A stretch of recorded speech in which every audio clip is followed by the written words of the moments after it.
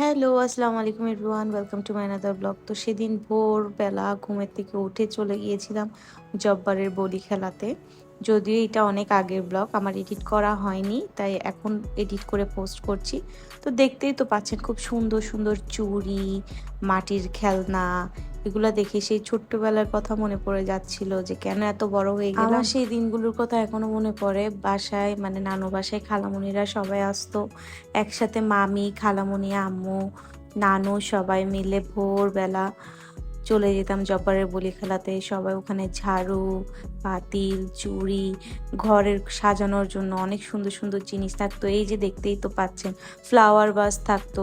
তো এইসব জিনিস খুবই সুন্দর সুন্দর ইউনিক কালেকশনগুলো সব জব্বারের বলি খেলাতে পাওয়া যেত। সবাই একসাথে আমরা শপিং করতাম, খুবই ভালো লাগতো। মানে এই মেলাটার সাথে অন্য কোনো মেলা তুলনা হয় না, এইটা আলাদা, একদম টোটালি ডিফারেন্ট। আর এখানে সব ইউনিক, সব দেশীয় প্রোডাক্ট পাওয়া যায়। আর জব্বারের বলি খেলার এখানে এটাকে আমরা চনামনার ঠ্যাং বলি। হ্যাঁ, এটা খুবই পিকুলিয়ার একটা নাম, বাট আমরা ছোটবেলা থেকে এটা শুনে আসছি, তাই এটাই বলি। তো এখানে এসে যদি এগুলো না নিই তাহলে তো আর হইলো না। তো আমি অনেকগুলো নিয়ে নিলাম, ট্রফি নিলাম, তারপরে অনেক কিছুই নিয়েছি। আর এই যে দেখতে পাচ্ছেন মাটির খেলনা, শসা, ফুলকপি, তারপরে তরমুজ, অনেক রকমের জিনিস আছে। মানে সেই ছোট্টবেলার কথা মনে পড়ে যাচ্ছিল আর কি। যখন বলি খেলা হতো, আমরা এই যে ছোট ছোট ডেক্সি পাতিল এগুলো কিনে তারপর বাসায় এসে ইট আর ইটের গুঁড়ি আর বালি দিয়ে আমরা খেলতাম। এরপরে আর কোনো ক্লিপ নেওয়া হয় নাই। তারপরের দিন আমরা চলে যাই ফটিকছড়ি মাইজ ভান্ডারে। তো ওখানে যাই, অনেকদিন পরেই গিয়েছিলাম। আর খুবই গ্রাম্য একটা পরিবেশ, খুবই ভালো লাগতেছিল। ওয়েদারটা অনেক গরম ছিল, তারপরেও নিরিবিলি থাকার কারণে খুবই ভালো লাগছিল। আচ্ছা, এই লাল শুকনা বড়িগুলো কার কার পছন্দ বলেন তো? আমার তো বেশ পছন্দ। তো পান খেয়েছিলাম, তারপরে এই যে দেখতে পাচ্ছেন আমি, খুবই ভালো লাগছিল সবাইকে নিয়ে, মানে ফ্যামিলি মেম্বারদেরকে নিয়ে, আমার দুনিয়াকে নিয়ে যখন আমি বের হই। দুনিয়ার সব সুখ যেন আমার কাছেই চলে আসে। মাশাআল্লাহ, আলহামদুলিল্লাহ। সবসময় দোয়া করবেন যেন আমরা এভাবে একসাথে থাকতে পারি, কারো যেন কালো নজর না লাগে। মাশাআল্লাহ, মাশাআল্লাহ। তো এরপর আমরা যখন বাসায় যাচ্ছিলাম, বাসায় যাওয়ার পথে আমরা চিন্তা করলাম যে একটু গল্ফে ঘুরে যাই ভাটিয়ারি সাইডে। তো একটু সানসেট পয়েন্টে একটু বসবো। বাই দ্য ওয়ে, রাস্তাগুলো আমার এত ভালো লাগে, একদম ঠান্ডা ঠান্ডা। আর ওয়েদারটা কিন্তু তখন ঠান্ডাই ছিল, মানে গরমটা একটু কমে গিয়েছিল, ভালোই লাগছিল।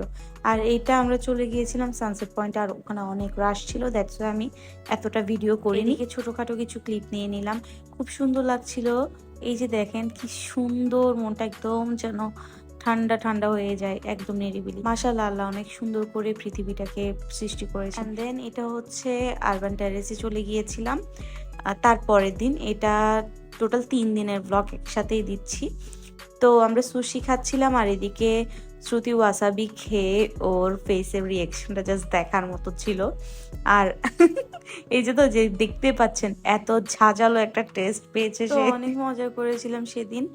তো এরপর বাসায় চলে আসার পরে চিন্তা করলাম যে এগুলো বলি খেলার থেকে যেই প্রোডাক্টগুলো নিয়েছি সব আনপ্যাক করি, আর সাথে আপনাদের সাথেও শেয়ার করি।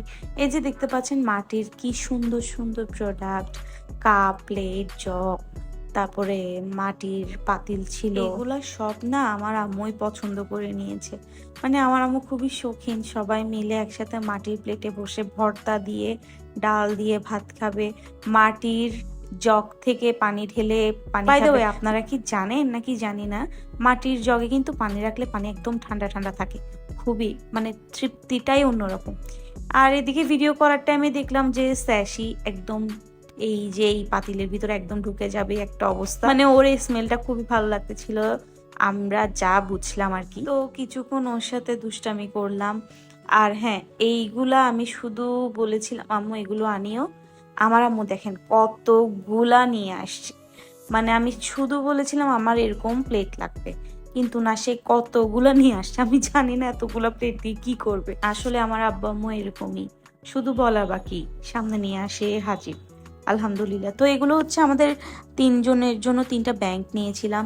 তো এগুলোই ছিল বলি খেলার থেকে আমাদের শপিং। হঠাৎ প্ল্যান করলাম যে চলো একটু নেভেলে ঘুরে আসি। আমাদের প্ল্যানগুলো সব হঠাৎই হয় আলহামদুলিল্লাহ, আর সাকসেসফুলও হয় মাশাআল্লাহ। তো আমরা ফ্যামিলি নিয়ে ঘুরতে চলে গিয়েছিলাম নেভেলে। খুবই পেঁয়াজু খেতে ইচ্ছে করছিল। আর দেখেন কি সুন্দর চাঁদ, আর পানিতে মানে চাঁদের আলুটা পড়ে খুব চিকচিক চিকচিক করতেছিল। তো আমরা অর্ডার করে দিলাম কাঁকড়া আর পেঁয়াজু, আর সাথে সাথে ওনারা এনে দিল রেডি করে গরম গরম কাঁকড়া আর পেঁয়াজু।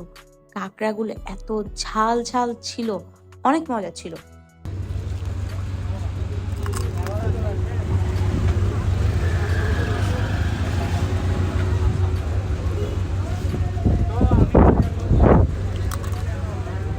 অ্যান্ড দেন আমি ফুচকা ট্রাই করি। আমি সবসময় নগরচাঁদ একটা গাড়ি আছে চটপটি ফুচকার, আমি ওনার থেকেই সবসময় চটপটি ফুচকা খাই, কিন্তু এই ফুচকাটা একদম মজা লাগেনি। কিন্তু ট্রাস্ট মি, তাদের চটপটিটা খুবই মজা, খুবই মজা।